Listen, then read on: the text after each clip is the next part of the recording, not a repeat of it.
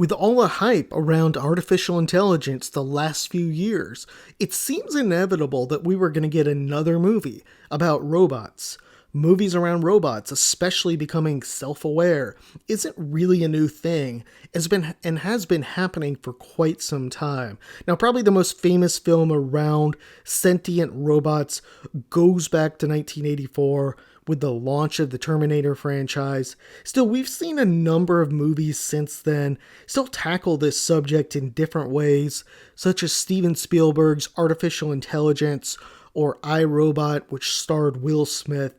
And most of these films seem to focus on the theme around robots becoming self-aware and sometimes, or usually I should say, fighting humans.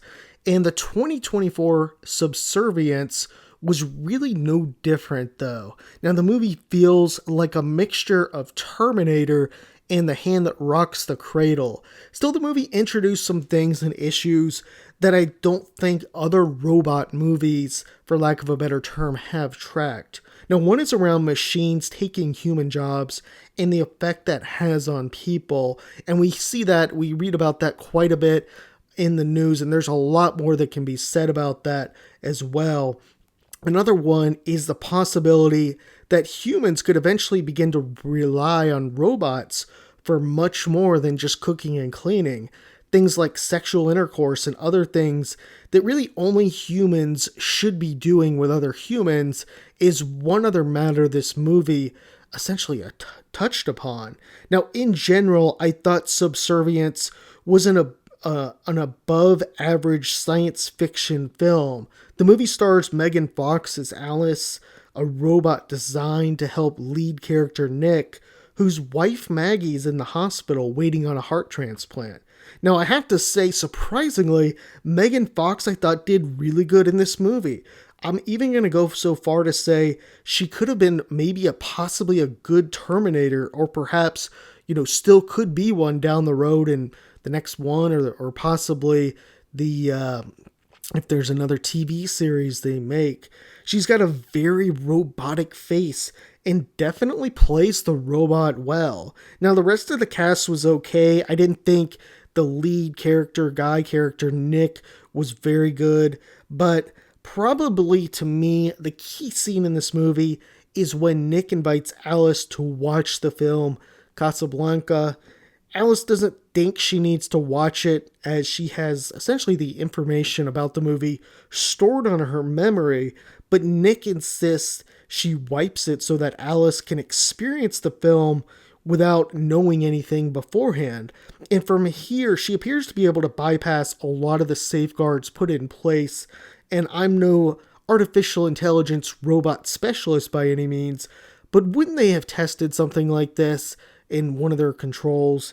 Now, I have to call out in the film, for much of the movie, Nick acts strangely attracted to Alice, eventually giving in to his temptations, and I wondered why early on he just didn't get another robot, one that appeared like, an older woman or a man. I'm sure that's something he could have got instead of getting like the most attractive robot possible. Still, anyhow, much of the film, Megan Fox, or Alice, appeared to be acting like this obsessed nanny. Again, I referenced earlier The Hand That Rocks the Cradle. Of course, that's what she was programmed to do, listen to her primary user. However, as the movie shows, she seems to have issues understanding or comprehending what exactly she should do. In the store, for example, one other thing I want to point out is in the store, the sales rep says the being, or Alice, is able to experience and learn human emotion, and that's one of the big themes of the film. Alice doesn't really understand human emotion and interaction, but she simply exists to serve Nick. She tries, for example, to drown his baby because she believes the crying stresses Nick out, and eliminating the baby will lower his stress. She kills his friend because she's worried he may rat on him and cost Nick his job. I have to say that I did like the ending of this movie, as Alice was able to put a virus in the system that turned all the beings rogue. It felt a lot like a Terminator movie here, and really was a nice twist at the end. In particular, this kind of reminded me a little bit of T3, Terminator 3, in some way. It was somewhat predictable too that the movie wasn't over when they killed Alice in the bathroom, because there were still 30 minutes left and you knew something was going to happen, although I wasn't exactly sure how it was going to work. I just thought she was still probably alive somehow. Now, in sum, I thought this was an above average science fiction film, and it really had a very good performance from Megan Fox and a good ending. Let me know what your thoughts were on this film. Appreciate it.